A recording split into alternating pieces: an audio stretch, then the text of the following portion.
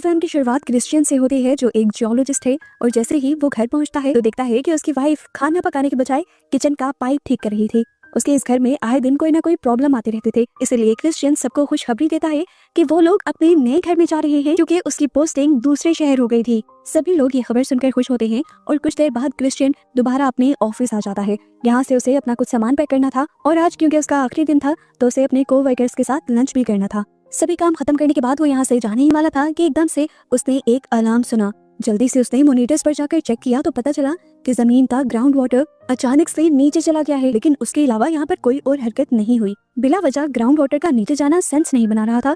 वो परेशान हो गया। तब उसके बॉस ने उसे कहा, परेशान होने वाली कोई बात नहीं है, देखो सभी पहाड़ अभी बिल्कुल ठीक हैं, यहाँ से किसी किस्म की सेंसेशंस नहीं आ रही, इसीलिए सब कंट्रोल में है। क्रिश्चियन उसकी बात मानकर चला तो जाता है, लेकिन यहाँ से घर और घर से फेरी तक के रास्ते में वो यही सोच कर परेशान हो रहा था कि ग्राउंड वाटर इतना नीचे कैसे जा सकता है। ये लोग जब फेरी में चढ़ने के लिए इंतजार कर रहे थे, एकदम से क्रिश्चियन की नजर एक पहाड़ पर गई और अचानक उसे कुछ याद आया। वो यहाँ से वापस जियोलॉजी सेंटर की तरफ भागा और उसने अपने पुराने कोवर्कर से बात की और उसे बताया कि मसला सेंसर्स में नहीं बल्कि उन तक जाने वाली केबल्स में होगा। क्रिश्चियन ने उन्हें समझाया कि ग्राउंड वाटर अचानक से गायब नहीं हो सकता, वो हवा थोड़ी है जो उड़ जाए। ग्राउंड वाटर नए रास्ते बनाकर नई लेयर्स बनाएगा जिससे फ्रिक्शन पैदा होगी। अगर उनका कांटेक्ट टूट गया है और वो कुछ डिटेक्ट नहीं कर पा रहे तो इसका साफ मतलब है कि फ्रिक्शन ने केबल्स को तोड़ दिया है। अब क्रिश्चियन और उसके कोवर्कर जब केबल चेक करने के लिए जाते हैं तो पता चलता है कि वो वाकई टूट चुकी थी। दोनों वापस सेंटर में आए और क्रिश्चियन इस बात से बहुत गुस्से में था कि ये लोग हालात को सही से एनालाइज नहीं कर पा रहे। ऐसी सिचुएशन में ये सिर्फ येलो वार्निंग ही दे सकते हैं, यानी सबको हल्के खतरे वाली ही वार्निंग दे सकते हैं।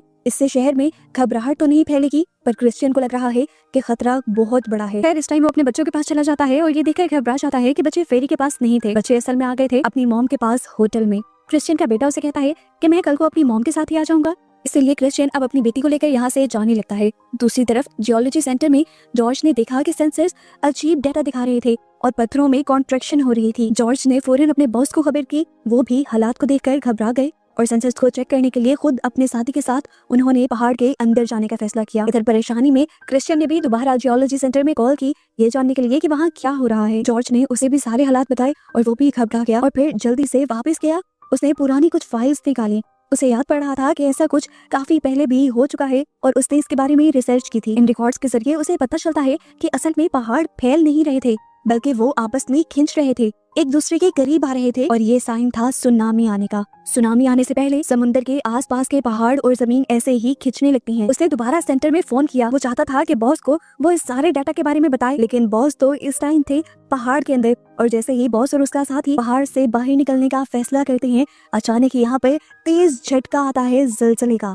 पहाड़ हिल जाते हैं, इन दोनों को ही बुरी चोटें आती हैं और बॉस के तो साथी का पाँव भी इन्हीं पहाड़ों के पत्थरों में फंस जाता है। इस खतरनाक टाइम में इन दोनों का कांटेक्ट जियोलॉजी सेंटर से भी खत्म हो गया था। उन्हें ये भी पता चला कि कई जगहों पर पानी का लेवल नीचे गिरना शुरू हो गया है, यानी वो भी समझ गए कि सुनामी आने वाला है। यहाँ क्रिश्चियन ने अपने कोवर्कर को कॉल करके कहा कि जियोलॉजी सेंटर से फौरन अलार्म बजा दो, रेड अलर्ट दे दो और सभी लोगों को शहर से बाहर निकाल दो। मार्गरेट ने भी सुनामी के अलार्म बजा दिए। सभी लोग तेजी से अब शहर से निकलने लगे थे। शहर में अफरा तफरी मच गई थी। यहाँ से कुछ ही देर में जब ये लोग अपने कलीग्स को बचाने के लिए पहाड़ के पास जाते हैं तो ज़लज़ले के कुछ और झटके लगते हैं। पत्थर टूटकर उनमें से एक पत्थर बॉस के सर पर लग जाता है और उसकी वहीं पर मौत हो जाती है।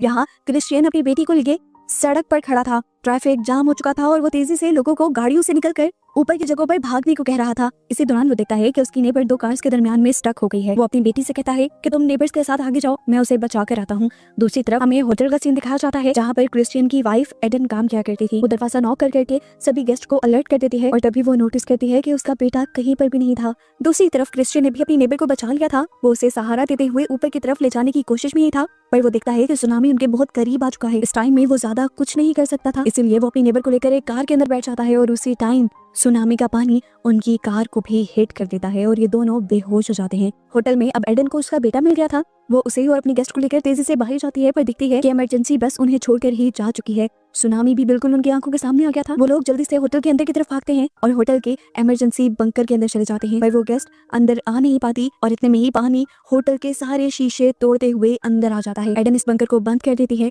जबकि वो गेस्ट अब इस पानी में ही बह चुकी थी। एडन ने अपने बेटे के साथ मिलकर इस बंकर के सारे ही खिड़कियां दरवाजे अच्छी तरह सील कर दिए और ऐसा करते ही एकदम से लाइट चली गई। सीन कट हो गए। अब हमें क्रिश्चियन को दिखाया गया जो कि बेहोश हो चुका था। अब उसे होश आया तो उसने अपनी साथ बैठी नेबर को देखा जो खून में लथपथ थी और मर चुकी थी। ये देखकर वो बहुत ज्यादा शॉक भी होता है और उदास भी हो जाता है। किसी तरह घसीटते हुए अपने आप को इस गाड़ी से निकालकर वो आहिस्ता आहिस्ता पहाड़ी के ऊपर चढ़कर सारे बचे हुए सर्वाइवर्स को देखता है और उनमें अपनी बेटी को ढूंढने लग जाता है। जैसे ही उसे जूलिया मिली तो उसने जाकर फौरन से जूलिया को गले लगा लिया और अपने नेबर को खामोश नजरों से देखा, ऐसे जैसे वो ये बताना चाह रहा हो कि मैं तुम्हारी वाइफ को नहीं बचा पाया, इसीलिए मुझे माफ कर दो। यहाँ जियोलॉजी सेंटर में जॉर्ज को कॉल आती है उस आदमी की जो बॉस के साथ पहाड़ों में फंसा हुआ था। वो जॉर्ज को बताता है कि उनके बॉस की मौत हो चुकी है और इस खबर से ये लोग सदमे में चले जाते हैं। इधर क्रिश्चियन को अब अपनी बीवी और बेटे के लिए फिक्र होने लगी थी। टूरिस्ट बस अभी तक यहाँ पर नहीं पहुंची थी, इसलिए उसने खुद ही होटल जाकर चेक करने का फैसला किया और अपनी बेटी को अपने नेबर के हवाले कर दिया। इधर होटल के बेसमेंट का सीन दिखाया जाता है। बेसमेंट में पानी अंदर आने की वजह से एडन और उसका बेटा दरवाजे को दबाए हुए थे। एडन ने अपने बेटे को कहा कि तुम यहाँ पर ध्यान रखो, मैं जरा वेंट्स के जरिए यहाँ से बाहर निकलने का रास्ता ढूंढ कर आती हूँ। जैसे ही वो दरवाजे से हटती है पानी और तेजी से अंदर भरने लगता है और उसका बेटा उस पर गुस्सा हो जाता है कि मैं ये सब नहीं कर रहा। एडन को भी गुस्सा आता है कि इस मुश्किल वक्त में पता नहीं उसका बेटा क्या करना चाह रहा है। इस टाइम यहाँ पर एक और आदमी भी था। रास्ता ना मिलने पर वो भी और ज्यादा पैनिक हो जाता है और एडन से कहता है कि अगर बाहर निकलने का रास्ता ना मिला और ऐसे ही हम मदद आने का इंतजार करते रहे तो जरूर मारे जाएंगे। इसी दौरान हम देखते हैं कि क्रिश्चियन भी तबाही वाले इस पानी के बहाव के साथ ही होटल की तरफ बढ़ता है। वो जब थोड़ी सी खुश जगह पर पहुंचा तो उसे टूरिस्ट बस भी नजर आ गई। उसे जल्दी से बस के अंदर देखा, यहाँ पर उसकी एक कलीग की लाश थी। ये देखकर उसे दुख हुआ, लेकिन दुख का एहसास फौरन से खुशी में बदल गया क्योंकि उसे ये भी एहसास हो गया था कि एडन और उसका बेटा इस बस के अंदर नहीं है और उनके जिंदा होने के चांसेस बढ़ गए हैं। दोबारा वो होटल की तरफ बढ़ जाता है और होटल में दिखाया जाता है कि अब उस कमरे में बहुत तेजी से पानी भर रहा था। उनकी पूरी बॉडी पानी के अंदर डूब चुकी थी और सांस लेने के लिए भी बहुत कम जगह बची थी। इस टाइम पर वो दूसरा इंसान भी बहुत ज्यादा पैनिक हो रहा था। ऊपर तक रहने के लिए और सांस लेने के लिए जब उसे कोई सहारा नहीं दिखता तो वो एडन के बेटे को नीचे धकेल देता है और उसके सहारे ऊपर रहने लगता है। एडन जब अपने बेटे को मुश्किल में दिखती है तो वो दूसरे आदमी को पानी के अंदर खींचकर उसे डुबाकर मार देती है और इस तरह अपने बेटे की जान बचा लेती है। अब तक हमें दिखाया गया कि क्रिश्चियन भी होटल पहुंच चुका था। पूरा होटल छानने के बाद भी उसे अपना बेटा और अपनी वाइफ कहीं नहीं दिखे थे। बेसमेंट उसने इसलिए नहीं चेक की कि वहाँ पर बहुत ज्यादा पानी भर चुका था, उसे नहीं लगा कि यहाँ पर कोई होगा। इस दौरान जब वो होटल से बाहर जाने वाला था तो उसे यहाँ पर अपने बेटे का बैग दिख गया। क्रिश्चियन को लगा कि अब वो दोनों मर गए होंगे। ये सोचते ही उसे इतना गुस्सा आया कि उसने खिड़की पर पाँव मारना शुरू कर दिए। उसकी इस शोर की आवाज को एडन और उसके बेटे ने सुन लिया। ये लोग समझ गए थे कि ऊपर कोई है। एडन को यकीन था कि ये क्रिश्चियन ही होगा जो उन्हें बचाने आया होगा। उसका ध्यान अपनी तरफ अट्रैक्ट करने के लिए वो नीचे जाकर एक रेंच ले आती है और उसे जोर जोर से वेंट के पाइप पर मारती है। क्रिश्चियन ने भी इन आवाजों को नोट कर लिया और ये समझने के लिए कि ये आवाजें कहाँ से आ रही हैं उसने दोबारा खिड़की पर मारा। वो असल में दूसरे लोगों को सिग्नल देना चाह रहा था कि वो यहाँ पर आ चुका है। एडन और उसका बेटा भी खुश हो गए थे, लेकिन उनकी खुशी कुछ ही पल की थी क्योंकि अब वेंट्स में भी पानी आना शुरू हो गया था। क्रिश्चियन उन लोगों को बचाने के लिए बेसमेंट के अंदर चला गया, पानी के अंदर तैरता हुआ ही। जबकि यहाँ पर एडन ने अपने बेटे से कहा तुम परेशान मत होना, मैं बाहर का दरवाजा खोलने की कोशिश करती हूँ। ये कहते ही वो पानी के अंदर चली गई और बेसमेंट का दरवाजा खोलने लगी। वो नहीं जानती थी कि क्रिश्चियन भी इसी दरवाजे को खोलने की कोशिश कर रहा है। आखिर दोनों की एफर्ट्स मिलकर ये दरवाजा फाइनली खुल जाता है। दरवाजे के खुलते ही ये दोनों एक दूसरे को देखकर बहुत ही ज्यादा खुश हो जाते हैं। फिलहाल क्रिश्चियन एडन से कहता है कि तुम सीढ़ियों की तरफ से तैरते हुए ऊपर जाओ, मैं अपने बेटे को बचा कर लाता हूँ। क्रिश्चियन का बेटा भी अपने डैड को देखकर इस तरह से खुश हुआ था जैसे उसे सब मिल गया था। अब क्रिश्चियन उसे कहता है चलो आओ बाहर चलते हैं, पर वो बहुत ज्यादा डरा हुआ था। वो इस पानी के अंदर नहीं जाना चाहता था, लेकिन क्रिश्चियन उसे समझाता है कि अगर वो यहीं पर रहे तो फिर मारे जाएंगे, इसीलिए उन्हें ये खतरा मोल लेना पड़ेगा और पानी के अंदर तैरना पड़ेगा। काफी देर तक तो ये तैरते रहे, लेकिन फिर एडन के बेटे की सांसें रुकने लगी और उसे बचाने के लिए क्रिश्चियन ने उसे अपने मुंह से ऑक्सीजन देने की कोशिश की, जिसके बाद एनर्जी मिलने पर के लोग दोबारा तैरने लगे। जैसे ही एडन ने अपने बेटे को देखा तो फौरन उसे ऊपर की तरफ खींच लिया, लेकिन फिर उसे एहसास हुआ कि क्रिश्चियन तो कहीं भी नहीं है। असल में अपने बेटे को ऑक्सीजन देने के बाद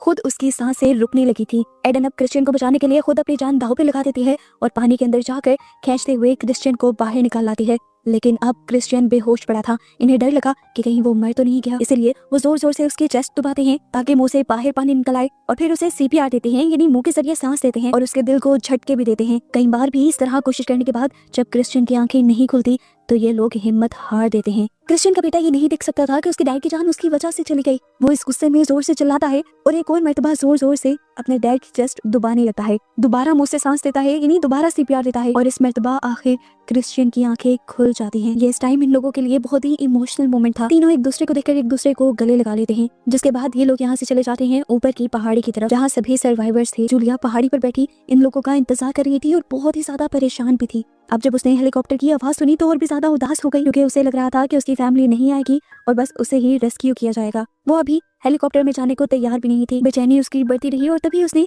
दूर से आते ही अपने मॉम, डैड और भाई को देख लिया कि देखते ही उसकी जान में जान आ गई थी। वो भागते हुए अपने डैड की तरफ गई और क्रिश्चियन ने भी उसे एक गोद में उठा लिया। ये पूरी फैमिली बहुत ज्यादा खुश थे क्योंकि इतनी बड़ी आफत के बावजूद भी वो एक दूसरे को दोबारा मिल गए थे। ये ऐसा ही था कि जैसे उन्हें एक नई जिंदगी मिली हो एक दूसरे के साथ। इन लोगों को भी अब रेस्क्यू कर लिया जाता है और ऐसे ही ये मूवी यहाँ खत्म हो जाती है।